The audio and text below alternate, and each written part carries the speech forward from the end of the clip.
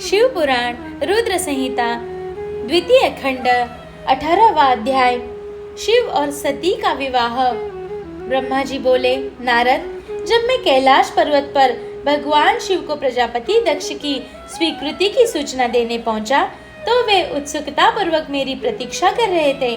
तब मैंने महादेव जी से कहा, हे भगवान, दक्ष ने कहा है कि वे अपनी पुत्री सती का विवाह भगवान शिव से करने को तैयार हैं, क्योंकि सती का जन्म महादेव जी के लिए ही हुआ है।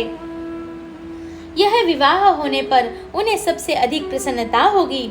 उनकी पुत्री सती ने महादेव जी को पति के रूप में प्राप्त करने हेतु उनकी घोर तपस्या की है। उन्हें इस बात की भी खुशी है कि मैं स्वयं आपकी आज्ञा से उनकी पुत्री के लिए आपका अर्थात भगवान शिव का प्रस्ताव लेकर वहां गया। उन्होंने कहा, हे पितामह, उनसे कहिए कि वे शुभ लग्न और मुहूर्त में अपनी बारात लेकर स्वयं आए। मैं अपनी पुत्री का कन्यादान सहर्ष महादेव जी को कर दूंगा। हे भगवान, दक्ष ने मुझसे यह बात कही है, इसलिए आप शुभ मुहूर्त देखकर शीघ्र ही उनके घर चले और देवी सती का वरण करें।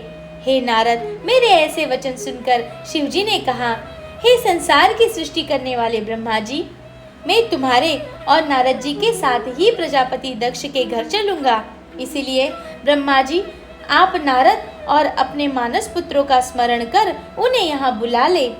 साथ ही मेरे पार्षद भी दक्ष के घर चलेंगे। नारद, तब भगवान शिव की आज्ञा पाकर मैंने तुम्हारा और अपने अन्य मानस पुत्रों का स्मरण किया। उन तक मेरा संदेश पहुँचते ही वे तुरंत कैलाश पर्वत पर उपस्थित हो गए। उन्होंने हर्षित मन से महादेव जी की ओर मुझे प्रणाम किया। तत्पश्चात शिवजी ने भगवान श्री हरि विष्णु का स्मरण किया। भगवान विष्णु देवी लक्ष्मी के साथ अपने गरुड़ पर बैठ वहां आ गए। चैत्र मास के शुक्ल पक्ष की त्रयोदशी तिथि में रविवार को पूर्वा फाल्गुनी नक्षत्र में त्रिलोकीनाथ भगवान शिव की बारात धूमधाम से कैलाश पर्वत से निकली।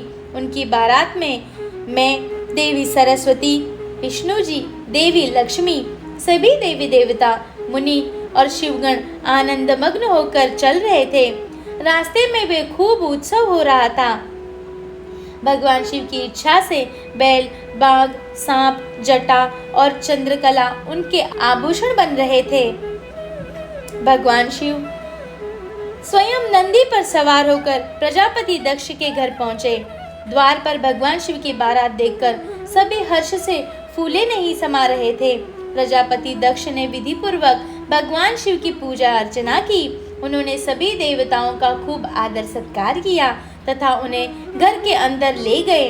दक्ष ने भगवान शिव को उत्तम आसन पर बिठाया और हम सभी देवताओं और ऋषि मुनियों को भी यथायोग्य स्थान दिया।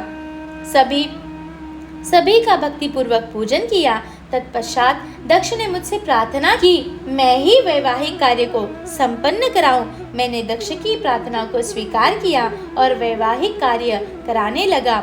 शुभ लग्न और शुभ मुहूर्त देखकर प्रजापति दक्ष ने अपनी पुत्री सती का हाथ भगवान शिव के हाथों में सौंप दिया और विधि विधान से पाणी ग्रहण संस्कार संपन्न किया। उस समय वहाँ बहुत बड़ा उत्सव हुआ और नाच गाना भी हुआ। सभी आनंद मग्न थे। हम सभी देवी देवताओं ने भगवान शिव और देवी सती की बहुत स्तुति की और उन्हें भक्ति पूर्वक प्रणाम किया।